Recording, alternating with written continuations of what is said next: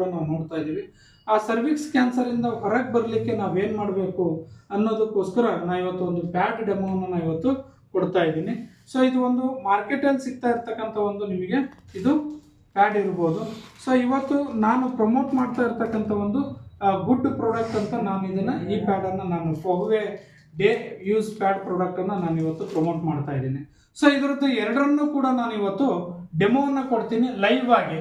ಯಾವುದು ಒಳ್ಳೆಯದು ಯಾವುದು ಕೆಟ್ಟದ್ದು ಅನ್ನೋದನ್ನ ನೀವು ಡಿಸೈಡ್ ಮಾಡಿ. ನಾನು ಹೇಳಲಿಕ್ಕೆ ಇಷ್ಟಪಡಲ್ಲ. ಅದು ಫೋಹ್ವೆದು, ಇದು ಫೋಹ್ವೆದು ಸರ್. ಇದು ಮಾರ್ಕೆಟ್ ಅಲ್ಲಿ ಸಿಗ್ತಾ ಇರ್ತಕ್ಕಂಥ ಒಂದು ಸ್ಯಾನಿಟರಿ ಪ್ಯಾಡ್.